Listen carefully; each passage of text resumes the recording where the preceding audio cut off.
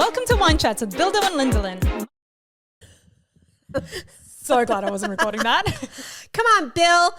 We have a very meaty topic to talk about today. We sure do. We're talking about meat, in case you didn't guess. Stay tuned. Well, yes, meat and eating it. Or primarily. not. Or not. Enough about meat. We literally just received this. Like, literally, my delivery guy just knocked on my door. We are so excited about this. This is G-Flip. This is an alcoholic juice box. Yes. How exciting. It's not a box, obviously it's a can, but this is very exciting. I don't know what else to say, except I'm a huge fan of G-Flip. I'm a huge fan of Chriselle as well, because, you know, she's going to be our neighbors. We just want to be friends with them. So to be honest, like, thank you. I think this is a really good like step in the right direction. Totally. And honestly, like, when have you ever actually heard of alcoholic juice? I might be stupid, but like, is that like a thing it seems relatively new, right? So it shouldn't be fizzy. It should just be juice. We don't know. This one got dropped on the ground. So as you can see by what Lyndsey did to it. So why did you grab the one that dropped on the ground? I don't know. It just happened. I just grabbed the first one I saw. So I'm hoping that when I open it, it doesn't like explode everywhere. I hope it does. Are we ready? No, this is apple guava. I'm going to open it on the mic so you can hear You open it. For those interested, so it's 4.5% alcohol. So that's not bad. Oh, it smells really good. I'm so excited. Drink outside the box. Okay. Why did you open it near me? Okay. Just in case it exploded. Okay, come on, Lenny. Rude. Okay. We're waiting. We're all waiting. Okay. Yes, I think this would be a first for the nightly. What? You're not going to cheers me? I'm one You hot need manner mess. Alcoholic juice is what you need. So okay. sorry. Bottoms up. No, see, there's a tight. Oh my God. A little bit of a fizz. Do you get a fizz, or is that just? I get a little bit of a fizz, but what's really dangerous about this is that I really do not taste the alcohol. It really just tastes like apple guava juice. So, I mean, do you like? It's not. There's no. Maybe a little bit of bitterness on the tongue at the end there. Very dangerous, very delicious. What's the alcohol in it? Is it vodka? I don't even know. We did not even look into it because we're just so excited to be trying them. I don't even know. I can't read. But listen, we're not going to do that right now. We're gonna do our research properly behind the scenes next time. Or you could do your own research. You could probably Google it as well. Seriously. Sorry, and try this. It's amazing. It's so good. It's like a really good summer drink. So that's going to be popular coming up in Australia. Anytime. It's be better in the summer, wouldn't it? Okay, Lenny. Tell me about how you just don't eat meat every single day. No, ew. Frankly, because I'm one of those people, saddens me to say that I eat meat in probably every one of my meals. But why does that sadden you? If you're fine with that, then apparently it's not a good thing. I don't know, because people judge. I don't know. Why are you going to judge me? Go on. No, I'm not going to judge you. No, I'm not. Like, you do you. I hate that saying because it's such a cliche, but literally, like, you do you. If you want to eat meat in every meal, go nuts. It just doesn't bother me.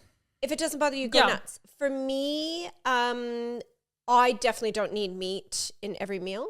I feel... Then what do you eat? Vegetables. What? What? Extra vegetables. No, I feel it's a really weird feeling that I can only describe as I kind of feel... I want to say claustrophobic, but that doesn't make sense. I get it. Okay. I just feel like my system's like, no, we don't need meat today. Okay, so your system asks for it. No, not my system as in like my bowel system, like my mind, your body, whole thing. Everything. That's right, is just like, we don't need meat like every meal. I feel better and lighter when I don't eat meat all the time.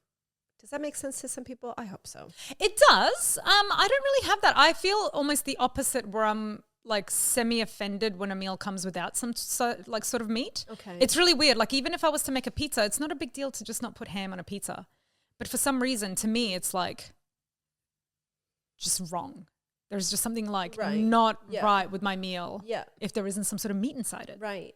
I don't know. Look, and I'm not like a vegetarian freaking animal activist or whatever. Yeah. But there was a time when we went away just recently, my family, and we were driving home, and there was a big cattle truck in front of us, and their heads were sticking out of like the grating of the truck, whatever. And still alive, I hope. Still alive. Great. Yes. Oh, yes. good. And the kids were even saying, "Oh, Mom, look at the cows. Oh, cute, blah, blah." And I was like, "Oh, cute." And then I realized, oh, they're on that type of truck. And I felt really sad. And then the kids were asking like, Yeah. oh, like, why are there so many trucks? Because there was 2 really big, long trucks. Oh God. Yeah. And I have such an itchy nose. Anyways, it's the cow's telling me, stop eating me. oh. Yeah. So we realized where they were off to, and I told the kids because I'm like, Yeah, well, I think you need to be honest with them about where that comes from. Absolutely. totally, and Yeah. they know that beef is cows, pork is pig. Yeah. But I think when they see it, they were all mortified because I'm like, oh, you guys, because they literally the trucks turned into the meat The abattoir place, thing? yeah, in front of us, like we were right behind them, and they pulled in, and like my heart just sunk. I was like, this is so sad. Look, even a fly's The coming. flies like, coming to give their opinion. and the kids were mortified. Yeah. So I think it was a good lesson to know, like, yes, beef is cows, but like, look, they actually go and they kill the cows. Is that stopping me from having a burger? No. But it does, I feel like I need less meat in my life. I don't feel that way, but I totally get that point as well. I think it's horrible what we do for food. I'm very honest with my kids about that. We talk about it all the time, especially when you're eating like a chicken leg. It's kind of easy to be like, oh my God, like this is actually like a leg of a living being. Yeah. So like we've definitely been very open with them about that sort of stuff. I used to even live like back in like Serbia somewhere. I used to live right next to a place where they would kill pigs.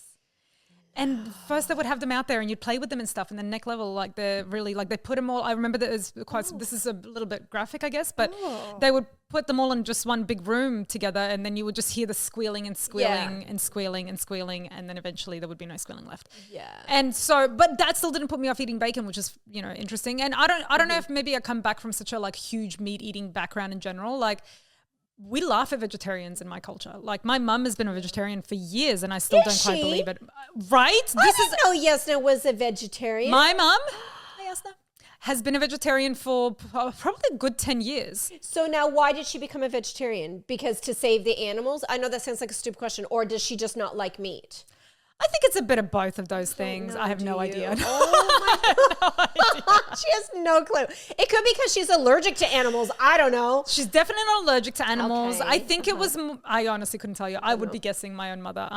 Sorry, I should know this. She probably tells me all the time, but I just laugh it off because I think it's hilarious that she's a vegetarian. And you don't listen. I remember her saying, like in my big fat Greek wedding when they're all like, when Ian comes, he's the new guy in the family and he's not Greek, so he comes to a Greek feast. And then they're like, okay, what do you want to have? And he's like, oh no, he's a vegetarian. And then we're like, okay, so we'll make you lamb. Like that's that's literally like the treatment my mum got when she went back to like, see her family and stuff. Oh God. Okay. So I still kind of take it. And every time she would come over for dinner, I make a meal. And obviously it's always got like meat is always the primary thing, right? Right.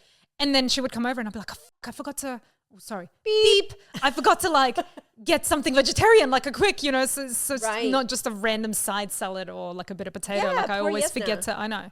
Does she just get bread rolls and... Well, she ends up getting like potato because just like I always eat meat with everything, I eat potato with everything. So she will get some sort of potato and then a bit of salad. And every once in a while, I remember to buy mushrooms that I can like grill for her. You know what I mean? Your poor mother. But I did just very briefly because I'm like, is it bad to eat so much meat? Like, is it just a problem that of like morality, or is it like, but like, really, is there a problem with eating so much meat? I think it depends on which article you actually read. Oh, look. I just Googled it and then went with whatever's at the top. So, listen, Thorough. the Cancer Council Yes. advises that meat eaters should limit red meat to 3 or 4 times a week. Yeah. Now, I will say that I don't think I eat that much red meat. Right. Is that I don't know if that makes a difference because we eat probably more does. chicken. Yep. And we eat a lot of fish because Henry likes to go fishing.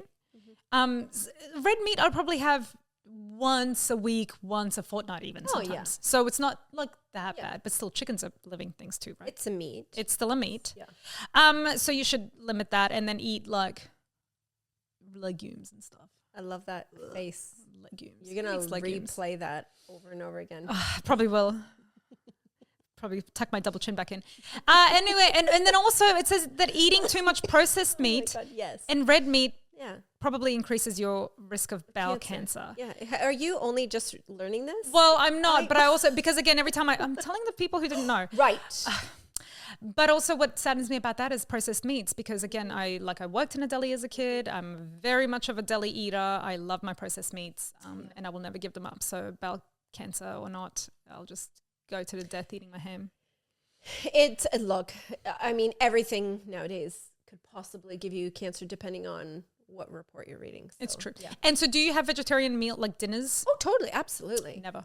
Like, and my normal go-to like veggie meal, which is always super easy and safe, is just a pasta with, and like in the sauce, heaps of veggies. Not big hunks of veggies because obviously I still have small children, but like heaps of veggies. And I feel like that just kind of resets me in the sense of I've just had a crap ton of veggies. It's a easy meal. I'm not like making these weird fancy vegetarian meals like tofu and all that. I mean, I love tofu. None of my family members would eat tofu, but I love tofu. Tofu is just like little pillows of nothing. It's literally what tofu is, just little pillows of nothing. Just little silky pillows of nothing. I mean, the only thing I was missing from your meal really is just some minced meat. Like otherwise, like I make, like today. No, like in general with your veggie pasta. Oh my God, no. Like I literally, I'm sure I'm not the only one. Like you just feel lighter and better for it. Like you're not having this, I don't know, you're just eating a bit better, I think. Okay. We all need to eat more vegetables, Billy. Listen, we definitely do because my diet consists of like meat, bread and potatoes. So my 40s and 50s are going to be real fun for me. I cannot wait. That's it. Bye. Good ending, Bill. Thank you for joining us for this latest episode of Wine Chats podcast with Billi and Lyndsey.